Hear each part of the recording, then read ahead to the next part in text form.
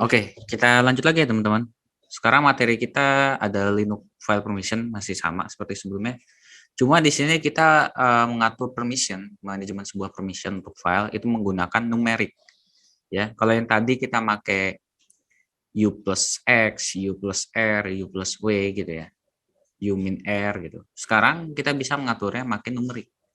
Jadi kalau misalkan teman-teman yang sering lihat itu ada permission untuk file itu 777 atau 775. Itu maksudnya apa? Itu adalah numerik ya. Permission file menggunakan numerik. Dimulai dari angka 0. Angka 0 itu tanpa permission sama sekali. Ya, non permission. Kalau X itu numeriknya adalah 1. Ya. X itu 1, kalau W itu 2. Ya. Kalau W plus X jadinya 2 tambah 1, 3. Kalau R itu 4. Ya, read itu 4. Kalau R plus X jadinya 4 tambah 1 jadinya 5. Ya. Kalau R plus W jadinya 6 gitu. RWX jadinya 4 tambah 3 4 tambah 2 tambah 1 gitu. 4 tambah 2 tambah 1 jadinya RWX gitu ya. Nah, itu ngitungnya gimana, Mas? Ngitungnya dari sini. Jadi RWX. Oktet pertama RWX, oktet kedua RWX, ini oktet ketiga. Ini misalkan untuk sebuah file gini ya. Nah, ini ngitungnya gini. Jadi oktet pertama ini ya user, group, order. User, group, order. Ya, teman-teman misalkan ngatur 7, berarti RWX gitu. Kemudian misalkan 4. 4 berarti apa? 4 itu R doang. Jadi RWX, R gitu ya. RWX, R, min, misalkan ordernya 0. Jadi min.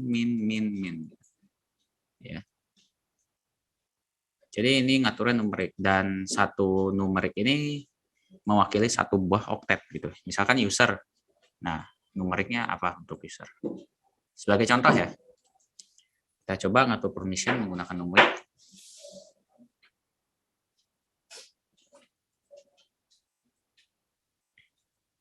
Oke, kalau kita lihat ls min l, nah, yang fileku tadi kan rw,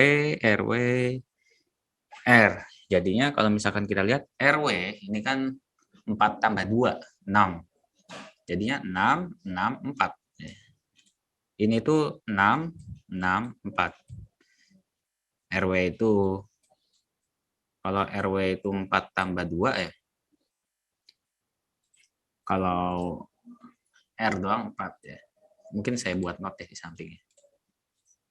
Untuk memperjelasnya. Numerik. R sama dengan 4.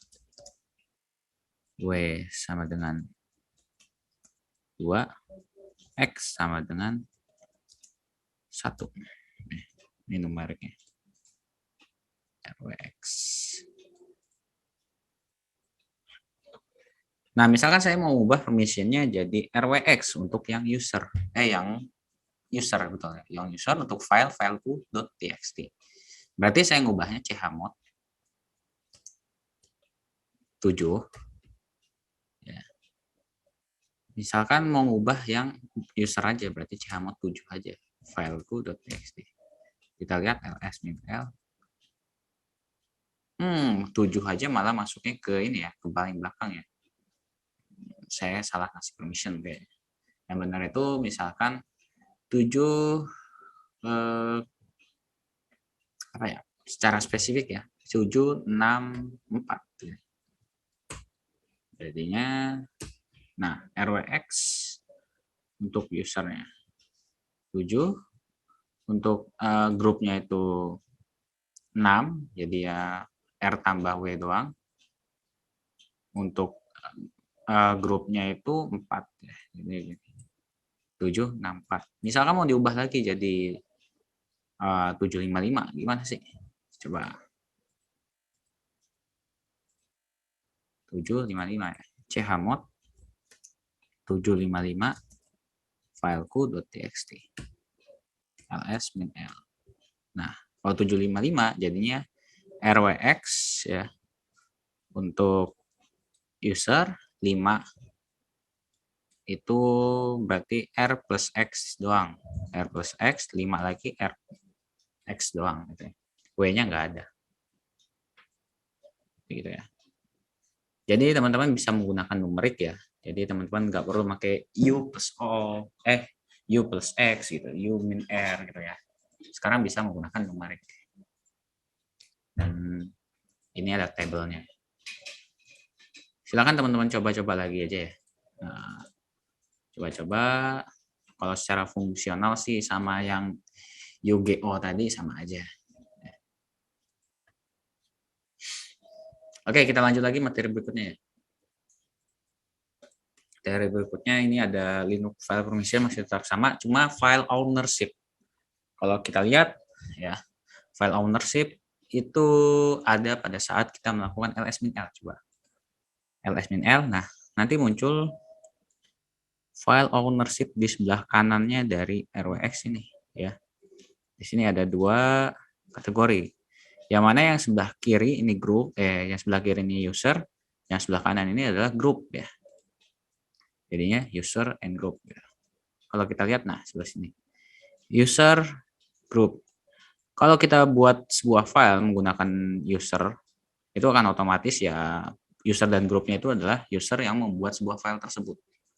Ya, cuma kita juga bisa mengganti nih. Misalkan contoh ini, nama usernya adalah sysadmin1. Nah, sysadmin1 itu mengubah permission untuk filenya itu bisa diakses oleh user yang ada di dalam grup admin gitu ya. Di grup admin ini nanti punya banyak user. Sysadmin1, sysadmin2, sysadmin3, begitu seterusnya. Gitu ya. Jadi yang kiri ini adalah user, teman-teman pahami dulu. Yang kanan ini adalah group ya. Group. Nah, yang ini ya. Kiri user, kanan group. Nah, komen untuk mengubah file ownership itu adalah CHOWN. Ya. Kalau mau mengubah ownernya, kepemilikan filenya. Ya. Kalau misalkan mau mengubah kepemilikan grupnya itu CHGRP. Ya, untuk mengubah kepemilikan grup suatu file atau directory. Nah, kita juga bisa menggunakan min-r ya, atau rekursif. Jadi kalau misalkan kita hanya jalanin chown aja atau CHGRP doang, itu hanya spesifik ke satu buah file atau satu buah folder. Ya. Tapi kalau misalkan di dalam sebuah folder itu dia memuat banyak file, ya, kita ingin mulai dari parentsnya, dari si foldernya sampai dengan file yang ada di dalamnya, itu mau kita ubah permissionnya, itu gunakan parameter min-r seperti ini untuk mengubah parents beserta dalamannya, gitu ya, file-file yang ada di dalamnya. Oke, langsung kita coba aja ya penggunaan CHWN dan CHGRP itu bagaimana. Oke, kita masuk pakai user root dulu. Oke. Misalkan kita buat di dalam /home, kita masuk ke /home, kita buat directory namanya share.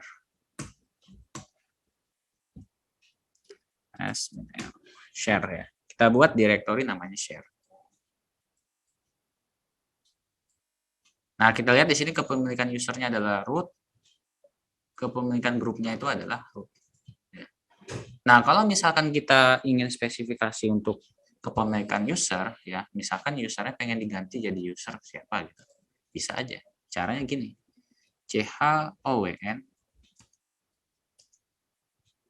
Raffi share ini. Kalau kita lihat ls-l, nanti usernya berubah jadi nama user saya gitu. Jadi yang punya si directory ini bukan lagi user root, melainkan adalah user saya gitu. Tapi untuk grupnya masih tetap grup root ya. Gitu. Nah, misalkan kita mau folder share ini untuk grup apa yang udah kita buat ya? Developer deh. Kita ubah jadi untuk grup developer. Caranya gini, CHGRP kalau ngubah grup ya. Kemudian nama grupnya apa? Developer share. Kalau kita lihat ls-l, nanti berubah. kepemilikan usernya adalah Raffi, kepemilikan grupnya adalah developer. Jadi yang bisa mengakses ke dalam sini ya Raffi dan developer, user Raffi dan juga user-user yang ada di dalam grup developer. Selain user ini, kayak user si John sama Paul itu nggak bisa ngakses ke sini. Ya, yang ada di dalam grup developer kan si Bobby sama si Nico. Oke, di sini saya kasih note ya. CHOWN untuk mengubah ownership.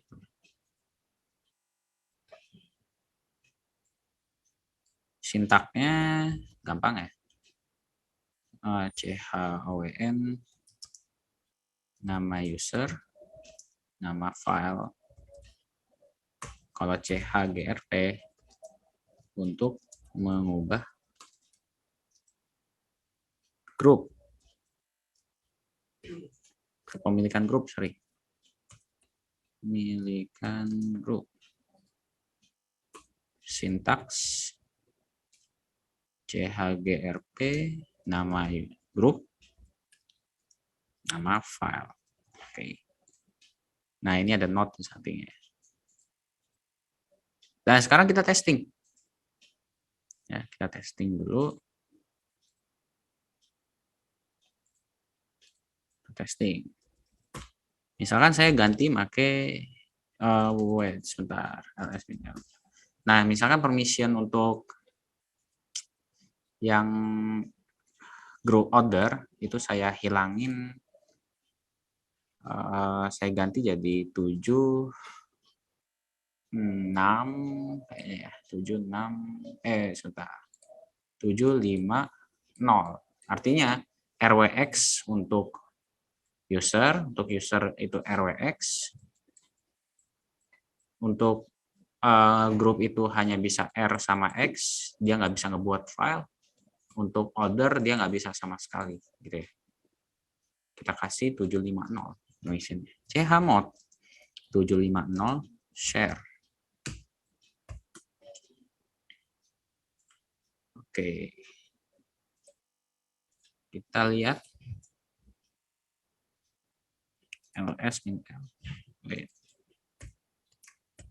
Nah, udah berubah ya. Misalkan saya ganti pakai user Raffi.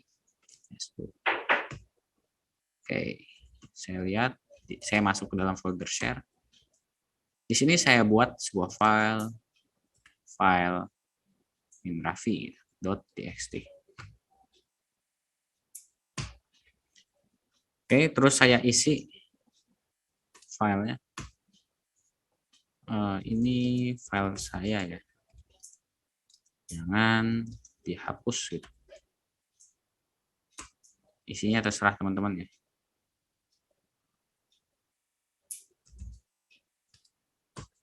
Nah,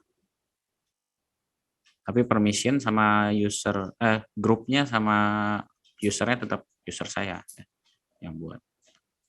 Nah, oke.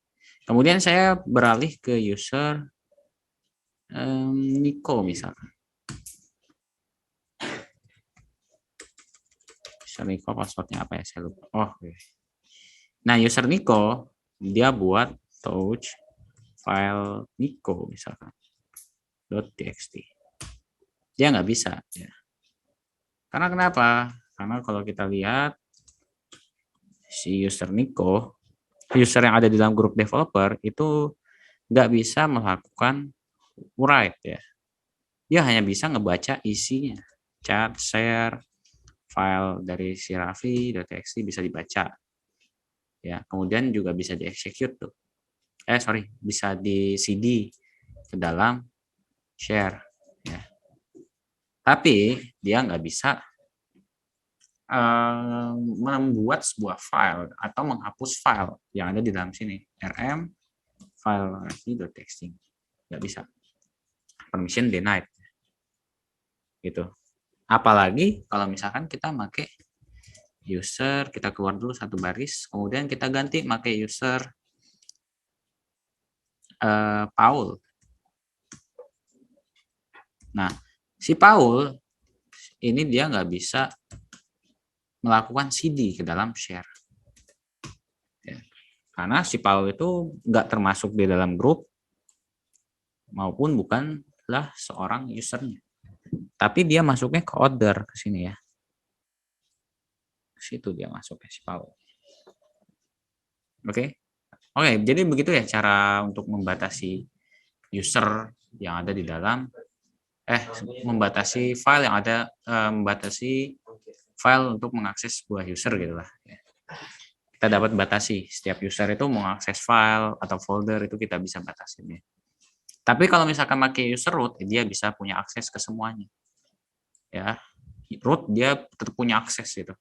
Dia itu nggak termasuk di order, nggak termasuk di grup, nggak termasuk di user. Dia pokoknya ya administrator gitu. Dia tetap bisa masuk ya, akses. Hak aksesnya itu nggak terbatas. Oke. Oke, silakan teman-teman coba-coba dulu ya. Dicoba-coba lagi. Gimana sih caranya? Nah, user group order.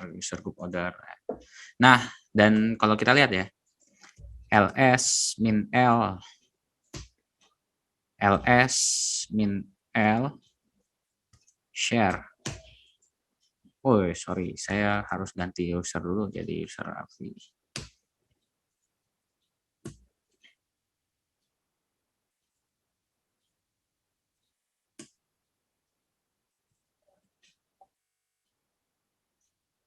ls min l. Oh, oke, saya masuk dulu ke /home ya. Saya belum ganti user. Oke, cd /home ls min l share. Nah, kalau kita lihat kan untuk dalemannya ya, untuk si teks yang ada di dalam folder share, ini dia permissionnya masih tetap kayak gini nih, rwr gitu, dan user dan grupnya ini belum berubah. Nah, kalau misalkan kita mau ubah mulai dari parentsnya sama dalam-dalamnya, itu tambahin parameter min_r. Gitu. Ini contohnya satu file. Kalau misalkan banyak file gitu, ada dalam sebuah parents directory, ya, itu banyak foldernya gitu ya, banyak direktorinya, dan semua direktorinya itu mau disamain permissionnya dan kepemilikan itu sama parentsnya. Itu tinggal diubah aja dari awal. Jadi OWN Raffi misalkan min_r, nama foldernya apa ya. Kemudian ini chgrp juga sama, chgrp saya ganti jadi developer min_r share, chgrp developer min_r share, operation not permit. Oh, saya kurang tambahin sudo sepertinya. chgrp developer min_r share. Nah, kalau kita lihat ls min_l share, nah dia akan mengubah parents beserta dalemannya gitu ya. Nah, ini kenapa pakai sudo? Karena kayak sepertinya kalau untuk mengubah grup itu harus menggunakan user root gitu ya. Administratornya langsung gitu ya. Oke, silakan teman-teman dipraktekin lagi ya. Untuk controlling access to file silakan dicoba-coba lagi. Kalau masih ada bingung silakan tanyakan di grup nantinya ya. Tanyakan. Oke, jadi seperti itu ya terkait controlling access to file. Oke, materi kita udah habis sih sebenarnya, gitu ya.